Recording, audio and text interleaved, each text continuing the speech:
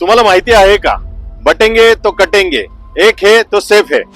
अशीच काहीतरी परिस्थिती झाली पनवेल तालुका 188 मतदारसंघामध्ये. महाविकास आघाडीचे 2 उमेदवार देण्यात आले. शेतकरी कामगार पक्षाची मोठी ताकद असताना सुद्धा शिवसेना उद्धव बाळासाहेब गटाने उमेदवार इथे जाहीर केला. 85,000 बोगस वोटिंग असून सुद्धा बळराम पाटील लढायला तयार झाले. 85,000 बोगस वोटिंग ती कुठली? उरणची 5-6,000 मतदान, ऐरवलीची 5-6,000 मतदान, बेलापूर मतदारसंघातली 5-6,000 मतदान, तसेच दुबार नावं आलेली माणसं 12,500च्या सुमारास होती. अशी 85,000 बोगस वोटिंगसाठी बळराम दत्तात्रय पाटील यांनी लढा कोर्टात नेला. त्या कोर्टातून ऑर्डर घेऊन प्रांताला दिला. तर प्रांताने औरंगाबाद खंडपीठाचा निर्णय सांगून की इलेक्शनच्या काळामध्ये आम्ही अशी बोगस नावं डिलीट करू शकत नाही, हा निर्णय सांगून ती बोगस वोटिंग इलेक्शनच्या दिवशी तशीच राहिली.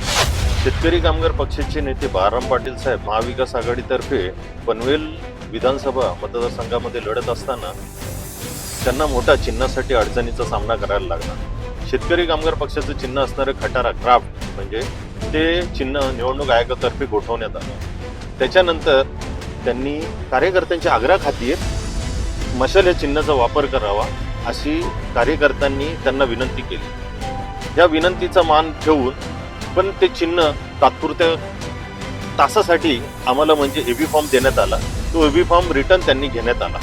तर का घेण्यात आला, काय या अडचणी आल्या त्या आम्हाला कळल्या नाहीत, पण आमच्याकडून ते चिन्ह परत घेण्यात आलं. नंतर शेतकरी कामगार पक्षाचे जे भेटेल त्या चिन्हावर लढायचा असं साहेबांनी निर्धार केला. याचाच म्हणजे इफेक्ट म्हणजे तिसऱ्यांदा आम्हाला निशाणी भेटली शिट्टी आणि फायनल झाली. त्या शिट्टी चिन्हावर बळराम दत्तात्रय पाटील साहेब निवडणुकीसाठी सज्ज झाले. या सगळ्या चिन्हाच्या अडचणी महाविकास आघाडीचे 2 उमेदवार असताना सुद्धा बळराम दत्तात्रय पाटील साहेब डगमगले नाही.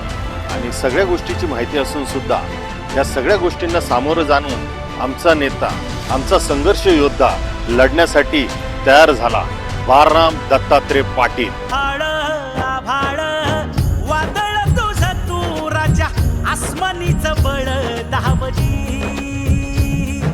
तुम्हाला माहितीच असेल, जर प्रांताने 85,000 बोगस वोटिंग रद्द केली असती, महाविकास आघाडीचा नेता बळराम दत्तात्रय पाटील हा एकटा असला असता तो नक्कीच जिंकून आला असता.